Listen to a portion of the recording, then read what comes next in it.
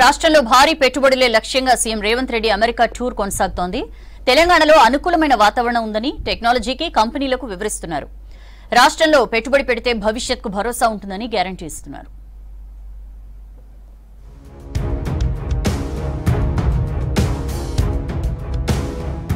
అమెరికాలో CM Revanth Reddy team tour కొనసాగుతోంది. ప్రతిరోజు పెద్ద పెద్ద కంపెనీల ప్రతినిధులతో వరుసగా భేటీ అవుతున్నారు. ఇక నుంచి తెలంగాణను ఫ్యూచర్ స్టేట్ అని పిలుద్దామని పిలుపునిచ్చారు ముఖ్యమంత్రి రేవంత్ రెడ్డి.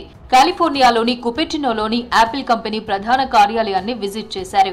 తెలంగాణలో పెట్టుబడులు పెట్టాల్సిందిగా కోరారు. అమెరికాలోనే అతిపెద్ద బయోటెక్నాలజీ కంపెనీ అమెజాన్ హైదరాబాద్ లో కొత్తగా రీసెర్చ్ అండ్ డెవలప్మెంట్ విభాగం ప్రారంభించనున్నట్లు ప్రకటించింది.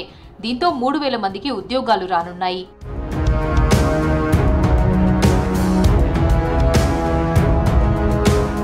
అడోబ్ సీఈఓ శంతను నారాయణ్తో సీఎం రేవంత్ రెడ్డి సమావేశమయ్యారు. రాష్ట్రంలో పెట్టుబడులకు ముందుకు రావాలని అమెరికాలోని ఐటీ సర్వీసెస్ కంపెనీల ప్రతినిధులకు పిలుపునిచ్చారు. ఐటీ సంస్థల అసోసియేషన్ ఐటీ సర్వ్ అలయన్స్ సమావేశంలో మాట్లాడారు. హైదరాబాద్ లో ఇప్పుడు మీరు పెట్టుబడి పెట్టే ప్రతి రూపాయి తప్పకుండా మీ భవిష్యత్తుకు పెట్టుబడిగా ఉపయోగపడుతుందన్న భరోసా ఇచ్చారు సీఎం రేవంత్.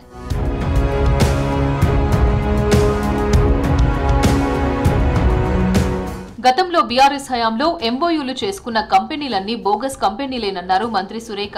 గతంలో కేటీఆర్ ఎందుకు అమెరికా వెళ్లారో చెప్పాలన్నారు. పెట్టుబడులు రావాలి, రాష్ట్రం బాగుండాలనే సీఎం రేవంత్ రెడ్డి అమెరికాలో పర్యటిస్తున్నారని స్పష్టం చేశారు.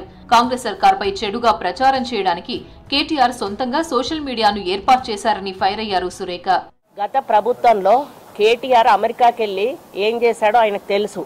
ఎక్కడెక్కడ పెట్టుబడులు పెట్టాడో, ఏ కంపెనీలలో ఆయనకు లావాదేవీలు ఉన్నాయో, వెళ్ళినప్పుడల్లా ఏం ఒప్పందాలు జరిగినాయో అవన్నీ ఆయనకు తెలుసు. కాబట్టి మరి ఈరోజు పెట్టుబడులు రావాలి, మరి ఇక్కడ రెవెన్యూ పెరగాలి, మన ఆర్థిక పరిస్థితి బాగుపడాలి అని చెప్పి రేవంత్ రెడ్డి గారు అహర్నిశలు కృషి చేస్తూ ఈరోజు పెట్టుబడుల కోసం అమెరికాకి వెళ్తే బద్నాం చేస్తూ మాట్లాడడం అనేది చాలా హాస్యాస్పదంగా ఉంది. తెలంగాణలో పెట్టుబడులకు అనుకూలమైన వాతావరణం ఉందంటూ అమెరికా కంపెనీలను ఆహ్వానిస్తున్నారు సీఎం రేవంత్, మంత్రి శ్రీధర్ బాబు.